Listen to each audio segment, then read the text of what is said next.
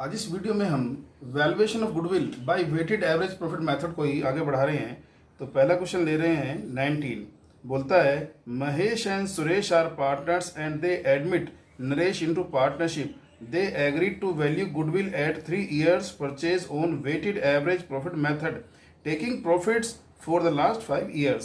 They assign weights from 1st to 5 beginning from the earliest year and onwards. The profit for last 5 years were as follows। कह रहा है 31 मार्च 15 को जो profit था 1,25,000, 16 का 1,40,000, 17 का 1,20,000, 18 का 55,000, 19 का 2,57,000। Scrutiny of the books of accounts revealed the following। First, a second-hand machine was purchased for 5 lakh on 1st July 17 and rupees 1 lakh were wrongly debited to repairs account। Machinery is depreciated at the 20% per annum on written down value method। उसके बाद second है closing stock as on 31 March 18 was undervalued by 50,000। Third है remuneration to partners was to be considered as charge against the profit and remuneration of ₹20,000 per annum for each partner was considered appropriate। Calculate the value of goodwill. Question में कहता है कि 2018 का जो ये profit हुआ है आपका 55,000, इसमें गड़बड़ हो गई है। क्या गड़बड़ हुई है कि एक मशीन परचेज की थी 1 जुलाई 17 को। अब देखो 1 जुलाई 17 को अगर कोई ट्रांजैक्शन होती है तो वो किस साल में आएगी? 2017-18, मतलब कि 18 वाले साल में। ठीक है, तो 1 जुलाई 17 को एक 5 लाख रुपए की मशीन खरीदी थी। इस पर 1 लाख रुपए का और खर्चा कर दिया इसको ऑपरेशनल बनाने के लिए। हो सकता है सेकंड हैंड खरीदी हो। चलो जी, अब होना क्या चाहिए था? ये 1 लाख रुपए तो बैलेंस शीट में जाना चाहिए था। ठीक है, कैपिटल एक्सपेंडिचर होता और ये इस पर डेप्रिसिएशन होता आपका हर साल। 18 में भी होता और 19 में भी होता।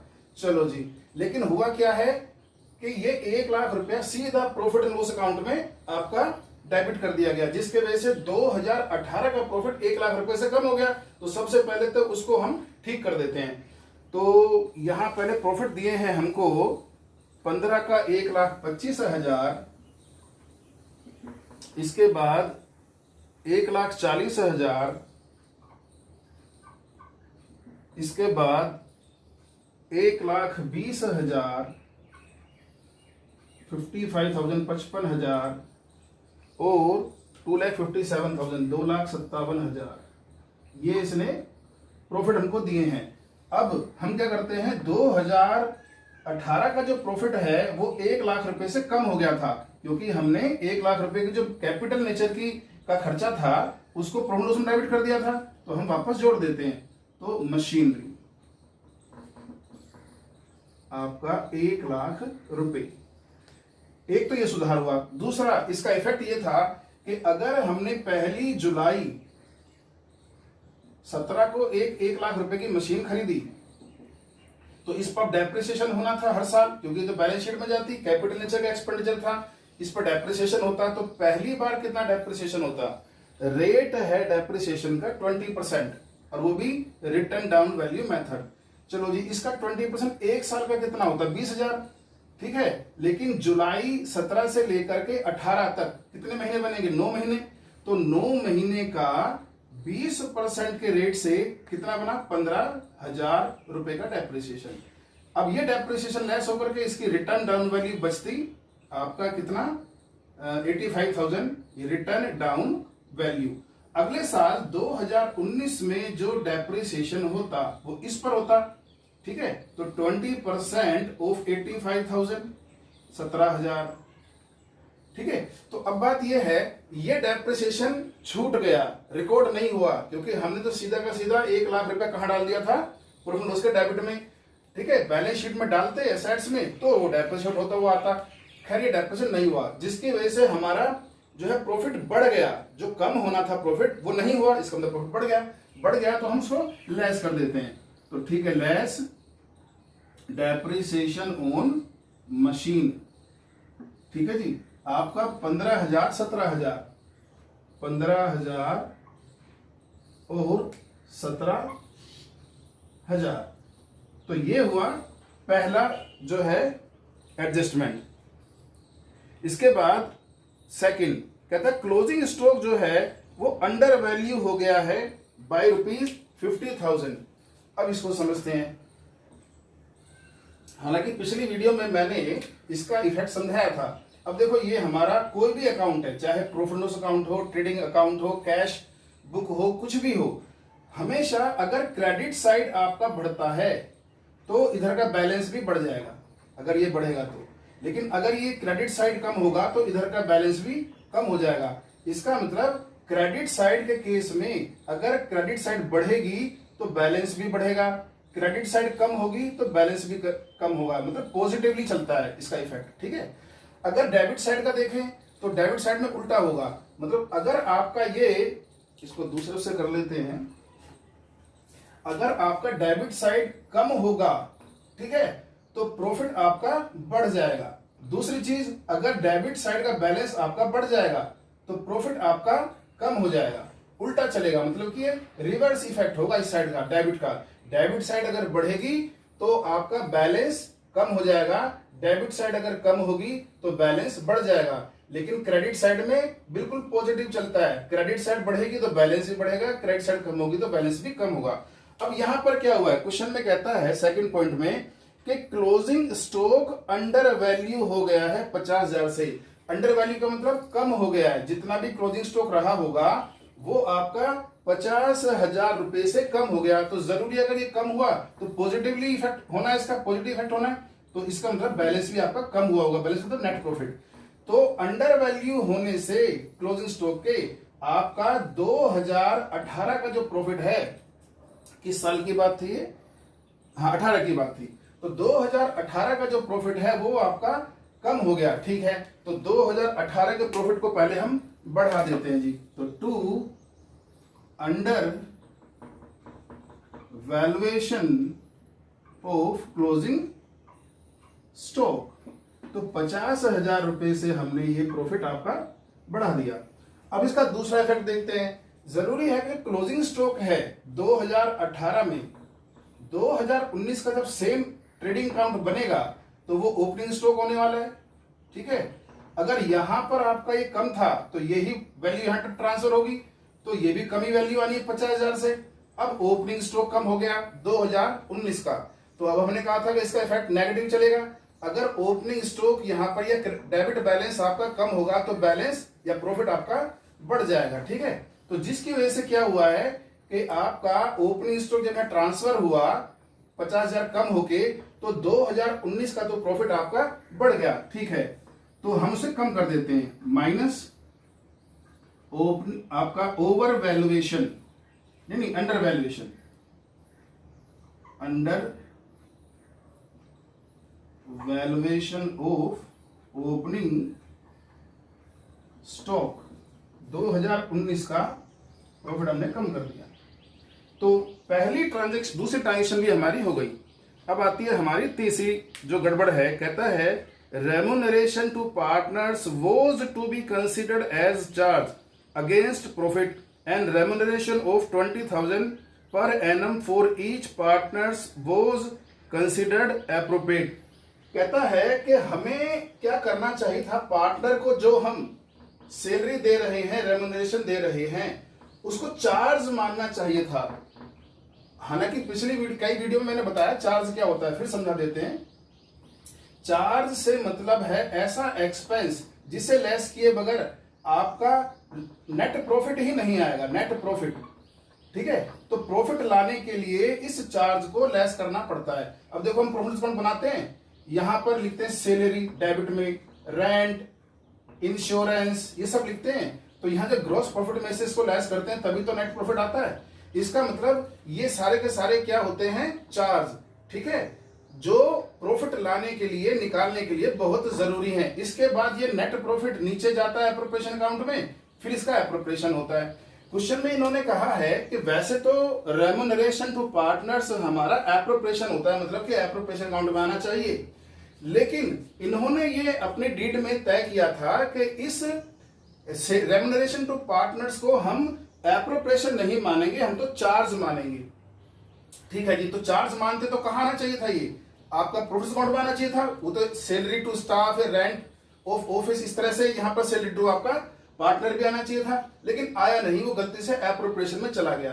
अब इसका इफेक्ट ये हुआ कि हमारा जो नेट प्रॉफिट है वो कितना 20,000 रुपए, दोनों पार्टनर को सैलरी मिलनी थी 20,000 रुपया ईच, तो 40,000 रुपए हर साल प्रॉफिट आपका बढ़ता रहा, क्योंकि लेस तो हुआ ही नहीं, वो तो सीधा कहां चला गया, सैलरी तो कहां चली गई पार्टनर्स को, आपकी एप्रोप्रिएशन अकाउंट में, यहां तो आई नहीं, जिसकी वजह से आपका प्रॉफिट बढ़ता रहा। तो हम क्या करते हैं, हर साल का प्रॉफिट आपका कम करना पड़ेगा, तो माइनस रेमुनरेशन टू पार्टनर्स, ठीक है, 40,000 रुपए से हर साल का प्रॉफिट ये आप कम करो।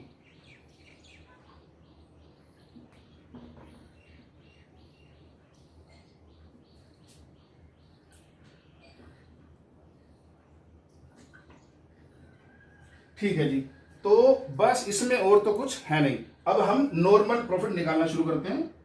तो नॉर्मल प्रॉफिट, ये सब एबनॉर्मल ट्रांजैक्शन में एडजस्ट कर दी। अब इसमें से लेस किया, हमारा ये आ गया 85,000, 40 इसमें से लेस किया, आ गया ये 1 लाख नॉर्मल प्रॉफिट।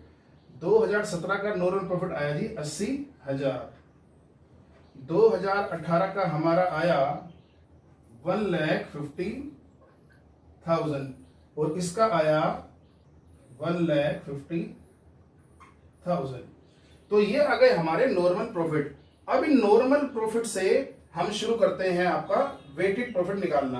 तो 85,000 2015 का नॉर्मल प्रॉफिट, 1 लाख रुपए आपका 2016 का नॉर्मल प्रॉफिट, 80,000 2000 आपका 17 का, 1,50,000 और 1,50,000 18 19 का। अब क्वेश्चन में वेट दिए हैं हमें 1 2 3 4 और 5, टोटल वेट 15 हो गई। अब इसको मल्टीप्लाई किया तो उसका प्रोडक्ट आया 85,000, इसका प्रोडक्ट आया 2 लाख, इसका प्रोडक्ट आया 2,40,000, इसका प्रोडक्ट आया 6 लाख और इसका प्रोडक्ट आया 7.5 लाख। इसको टोटल करते हैं तो ये आता है 18,75,000।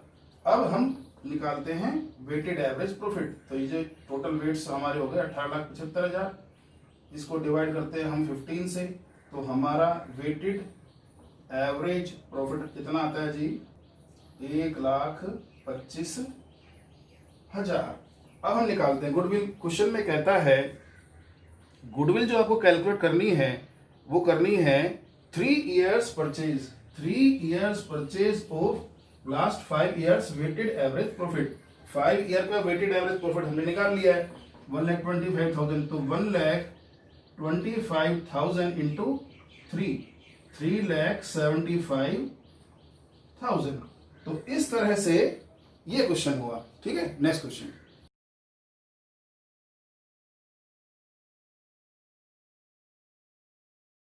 नेक्स्ट क्वेश्चन है 20, कहता है calculate the goodwill of a firm on the basis of 3 years purchase of the weighted average profits of last 4 years। The appropriate weights to be used and profits are, कहता है 2015-16 का जो profit था वो 1,01,000 था और 2017 का 1,24,000, 2018 का 1 लाख प्रॉफिट और 2019 का 1,40,000। इनके वेट्स दिए हैं 1 2 3 4। इसके बाद बोलता है नीचे on a scrutiny of the account the following matters are revealed. क्या on 1 December 2017 a major repair was made in respect of the plant incurring ₹30,000 which was charged to revenue. The said sum is agreed to be capitalized for goodwill calculation subject to adjustment of depreciation of 10% per annum on reducing balance method. उसके बाद दूसरी है closing stock for the year 16-17 was overvalued by 12,000. Third है to cover management cost an annual charge of ₹24,000 should be made for the purpose of goodwill valuation. Fourth है on 1st April 16 a machine having a book value of ₹10,000 was sold for ₹11,000 but the proceeds were wrongly credited to profit and loss account. No effect has been given to rectify the same. Depreciation is charged on machine at the rate 10% per annum on reducing balance method. Question में कहता है 4 साल के जो profit हैं इनमें कुछ गड़बड़ भी हो गई है। पहली गड़बड़ तो ये है कि 30,000 रुपए की एक प्लांट की मेजर रिपेयर थी जिसको हमें कैपिटलाइज करना था, मतलब कि बैलेंस शीट में जाके इस प्लांट की वैल्यू में जोड़ना था, फिर उस पर डेप्रिसिएशन होता हुआ आता। खैर वो तो हमने किया नहीं, हमने पूरा का पूरा 30,000 रुपए प्रॉफिट लॉस में दिखा दिया, जिसके वजह से उस साल का 2018 का प्रॉफिट आपका कम हो गया 30,000 रुपए से। ठीक है, तो हमें क्या करना है, सबसे पहले हम चलो प्रॉफिट ले लेते हैं। तो प्रॉफिट है हमारा 1,01,000, इसके बाद 1,24,000, इसके बाद 1,00,000, इसके बाद 1,40,000। अब पहली गड़बड़ यह है कि 2000 आपका 18 का प्रॉफिट, क्योंकि पहली दिसंबर 17 किस अकाउंटिंग ईयर में आएगा, 17-18, तो 18 में आएगा, इसलिए 30,000 रुपए का जो आपका प्रॉफिट कम हो गया है 2018 का, उसको हम वापस बढ़ा देते हैं। तो मेजर प्लांट रिपेयर, ठीक है, 30,000 रुपए से हमने इसका प्रॉफिट बढ़ा दिया। इसके बाद दूसरी गड़बड़ यह हुई है कि आपका पहली दिसंबर 2017 में आपने ये रिपेयर कराई थी, इसका मतलब 2018 में तक जो है आपका ये 31 मार्च 18 तक इस अकाउंटिंग ईयर में ये 4 महीने यूज हुई। इसके बाद 18-19 के साल में पूरे 12 महीने यूज हुई। ठीक है, चलो जी, अब बात ये आती है कि 30,000 रुपए की आपने रिपेयर कराई पहली जुलाई 17 को, इसके बाद 31 मार्च 18 को आपने डेप्रिसिएशन करना चाहिए था, दिखाना चाहिए था प्रॉफिट अकाउंट में। तो ये रेट है आपका 10%। 10% अगर इसका करेंगे 3,000 रुपए का डेप्रिसिएशन एक साल का आएगा, लेकिन आपका 4 महीने का 1,000 रुपए डेप्रिसिएशन बनेगा। तो 2018 के प्रॉफिट से 1,000 का डेप्रिसिएशन लेस होना चाहिए था, जो नहीं हुआ, क्योंकि बैलेंस शीट में अगर इसको हम जोड़ते तो जब बाकी प्लांट पर डेप्रिसिएशन करते तो इस पर भी ऑटोमेटिक होता। खैर वो हुआ ही नहीं, क्योंकि हमने कभी जोड़ा ही नहीं, हमने तो उठा करके क्या किया था, इसको प्रॉफिट लॉस के डेबिट में लिख दिया था पूरे 30 को। खैर 1,000 का डेप्रिसिएशन ये होना चाहिए था। उसके बाद 29,000 आपका ये आता, इसकी रिटर्न डाउन वैल्यू, और 2019 का डेप्रिसिएशन वो आपका इस पर होता 10%, 2,900। तो ये दो डेप्रिसिएशन जो कि 18-19 में चार्ज होने चाहिए थे, नहीं हुए। अब कर देते हैं जी, तो लेस डेप्रिसिएशन ऑन प्लांट, ठीक है, कितना आपका 1,000 और 2,900, ये लेस कर देते हैं। तो पहली जो है एडजस्टमेंट हमारी हो गई। इसके बाद बोलता है कि क्लोजिंग स्टॉक 12,000 रुपए से ओवर वैल्यूड हो गया 2016-17 का। अब देखो 2016-17 का अगर आपका क्लोजिंग स्टॉक बढ़ गया, क्लोजिंग स्टॉक जो था अगर आपका वो यहां से बढ़ गया, तो इसका मतलब आपका 2016-17 का प्रॉफिट बढ़ गया होगा। ठीक है, क्योंकि क्रेडिट साइड अगर बढ़ेगी, क्लोजिंग स्टॉक तो क्रेडिट साइड आता है, तो क्रेडिट साइड अगर बढ़ेगी तो आपका प्रॉफिट भी बढ़ जाएगा। इसलिए हमें क्या करना है, इसको ठीक करने के लिए कितना 12,000 रुपए से 2016-17 का प्रॉफिट हम कम कर देते हैं। ठीक है, तो यहां लिखते हैं हम less over valuation of closing stock. कितने रुपए से जी, 12,000 रुपए से, 12,000 रुपए। इसके बाद जो आपका 17,000 का क्लोजिंग स्टॉक था वो 18 में आपका क्या बनेगा, ओपनिंग स्टॉक। ठीक है, अब इधर का रिवर्स इफेक्ट होता है, अगर आपका डेबिट साइड बढ़ जाएगी तो प्रॉफिट आपका कम हो जाएगा। ठीक है, और डेबिट साइड कम हो जाएगी तो प्रॉफिट आपका बढ़ जाएगा। जरूरी है कि अगर यहाँ का आपका ओवर वैल्यू हुआ है क्लोजिंग स्टॉक, तो ओपनिंग स्टॉक भी बढ़ गया होगा 50,000 रुपए से 18 का, तो प्रॉफिट 18 का कम हो गया होगा, इसलिए हम उसको बढ़ा देते हैं। तो plus over valuation of opening stock,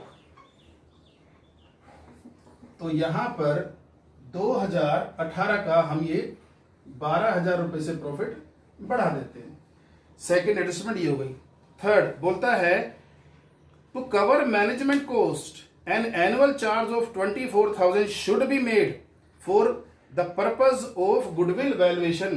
कहता है कि हमें 24,000 रुपए के हर साल जो है expense as a management cost दिखाने चाहिए थे, नहीं दिखाए। ठीक है, आप दिखा दो।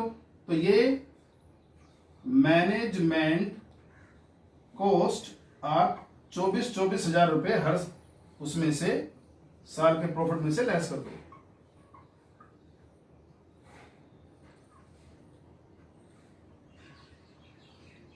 ठीक है, इसके बाद थर्ड बोलता है on 1st April 16 a machine having a book value of ₹10,000 was sold for 11,000 but the proceeds were wrongly credited to profit and loss account. No effect has been given to rectify the same. Depreciation is charged on machinery at the rate 10% on diminishing balance method. ठीक है, कहता है एक गड़बड़ ये हो गई है यहां पर कि एक हमारी मशीन थी 10,000 रुपए की, उसको हमने 1,000 के प्रॉफिट पर बेच दिया, मतलब कि 11,000 रुपए में बेच दिया। ठीक है, अब हमने क्या किया, इस पूरे 11,000 जो सेल थी इसी को प्रॉफिट मान लिया, गलती से सेल को ही प्रॉफिट मान लिया, और पूरा 11 का 11 हमने प्रॉफिट एंड लॉस अकाउंट के क्रेडिट साइड में शो कर दिया। ये किस साल की बात है, 2017 की, क्योंकि 1 अप्रैल 16 लिखा है ना, तो 1 अप्रैल 16 जो है वो 31 मार्च जो है 17 के ईयर में आएगा, अकाउंटिंग ईयर में। ठीक है, ओके। तो हमने 2017 का जो प्रॉफिट है वो 11,000 रुपए से एक तरह से अननेसेसरी बढ़ गया। ठीक है, तो हालांकि देखा जाए इसके दो टुकड़े करेंगे हम, 10,000 रुपए की तो वो आपकी मशीन थी और 1,000 का प्रॉफिट, लेकिन हमारे लिए तो दोनों ही एबनॉर्मल ट्रांजैक्शन है, क्योंकि प्रॉफिट को भी तो हमें निकाल के बाहर ही करना होता है, वो भी नॉर्मल नहीं होता है। इसलिए हम पूरा 11 का 11,000 रुपया लेस कर देते हैं। आपका एक क्या था मशीन, तो ठीक है, लेस सेल प्रोसीड कितना है जी, 11,000, साल था 2000 आपका 17, तो 11,000 से जो प्रॉफिट हमारा गलती से बढ़ गया था उसको हमने एडजस्ट कर दिया 2017 में। एक इफेक्ट तो इसका ये हुआ। अब दूसरा इफेक्ट देखते हैं। दूसरा इफेक्ट बोलता है अगर ये जो है 11,000 रुपए आपके क्या थे, सेल प्रोसीड है, इसमें 10,000 रुपए की आपकी मशीन है और 1,000 रुपए का प्रॉफिट है। इसने गलती क्या की है, इसने पूरा 11,000 रुपए प्रॉफिट उसके क्रेडिट साइड में दिखा दिया। लेकिन इसको करना क्या चाहिए था, इसे चाहिए था जो इसने बैलेंस शीट बनाई होगी उस बैलेंस शीट में जो भी आपका प्लांट मशीन कुछ भी रहा होगा उसमें से इस 10,000 रुपए को यहां लेस करना चाहिए था। जो भी प्लांट रहा होगा इधर उसमें से लेस करने के बाद उसके बाद जो बचता उस पर डेप्रिसिएशन वो लेता। लेकिन अब उसने लेस तो किया ही नहीं है, उसने क्या किया, 10,000 को सीधा का सीधा इसमें जोड़ करके प्रॉफिट में और प्रॉफिट उसे क्रेडिट साइड में दिखा दिया, जबकि उसको चाहिए था कि प्लांट में से लेस करता और बाकी का प्लांट पर डेप्रिसिएशन होता हुआ हर साल आता। अब इसका इफेक्ट सोचो क्या हुआ होगा कि अगर आपका उसने प्लांट लेस नहीं किया तो 2017, 18, 19 में आज भी इस 10,000 पर डेप्रिसिएशन लग रहा होगा। किस हिसाब से लग रहा होगा भाई, 10,000 रुपए आपका क्या है, इसकी वैल्यू है, इसकी कॉस्ट समझ लो, उस पर रेट क्या है डेप्रिसिएशन का, क्वेश्चन में कहता है आपका 10% का रेट है। इसका मतलब 2017, क्योंकि 1 अप्रैल 16 है ना, तो पूरे साल का डेप्रिसिएशन होना चाहिए। 1,000 तो सीधा सीधा इसका डेप्रिसिएशन हो गया 17 का। 9,000 इसकी रिटर्न डाउन वैल्यू बच गई 18 के लिए। फिर 2018 में फिर से डेप्रिसिएशन 900 रुपया, फिर 8100 इसकी रिटर्न डाउन वैल्यू बच गई 2019 के लिए। 2019 का डेप्रिसिएशन 8810। ठीक है, तो यहां पर इस तरह से ये डेप्रिसिएशन होता हुआ आज भी आ रहा है। क्यों आ रहा है, क्योंकि उसने कभी प्लांट में से 10,000 को लेस ही नहीं किया। लेस नहीं किया तो आज भी डेप्रिसिएशन अननेसेसरी होता जा रहा है। तो इसके 3 साल में ये डेप्रिसिएशन हो चुका है, जिसके वजह से अननेसेसरी इन साल का प्रॉफिट कम हो गया है। ठीक है जी, हम बढ़ा देते हैं, एड डेप्रिसिएशन ऑन मशीन। ठीक है जी, कितना है आपका 1900 और 810। ठीक है, तो ये आपकी हमने कर दी ट्रांजैक्शन की एडजस्टमेंट। अब नॉर्मल प्रॉफिट निकाल लेते हैं। नॉर्मल प्रॉफिट, नॉर्मल प्रॉफिट के लिए हम क्या करते हैं, इसको लेस करते हैं। तो ये हमारा आ जाता है 11 में से 4 गया 7, 9 से 2 गया आपका 7, 77,000। इसको करेंगे बैलेंस तो ये हमारा आएगा 78,000। इसे करेंगे तो ये आएगा 1,17,900। इसे करेंगे बैलेंस तो ये आएगा 1,13,910। तो ये आ गए हमारे नॉर्मल प्रॉफिट। अब इन नॉर्मल प्रॉफिट को हम इधर ले आते हैं क्योंकि हमें वेटेड एवरेज प्रॉफिट निकालना है। तो 77,000, 78,000, 1,17,900, 1,13,910, 1 2 3 4। ठीक है, मतलब 10 वेट हो गई। अब इसको मल्टीप्लाई करेंगे 77,000 और ये 7 दूनी 14, 15,000, 1,56,000, 1,56,000। इसे करते हैं तो ये आता है 3,53,700। इसे आप मल्टीप्लाई करें तो ये आएगा 4,55,640। अब इसको टोटल कर देते हैं तो टोटल आएगा 10,42,340। ठीक है, अब इसका हम वेट निकाल लेते हैं। तो 10,42,340 बाई 10, तो हमारा वेटेड प्रॉफिट आया 1,04,234। अब बोलता है क्वेश्चन में गुडविल कैलकुलेट करनी है आपको 3 year purchase, 3 years purchase of 4 years weighted average profit. 4 year weighted average profit हमारा निकल गया है, तो इसे हम बोलते हैं 1,04,234। तो ये हमारा आता है 3,12,702। ठीक है, तो इस तरह से ये हमारी वैल्यू ऑफ गुडविल निकल जाती है। तो इस वीडियो में आज हमने 2 क्वेश्चन किए। अब अगली वीडियो में हम सुपर प्रॉफिट मेथड से गुडविल की वैल्यूएशन शुरू करेंगे। Thank you.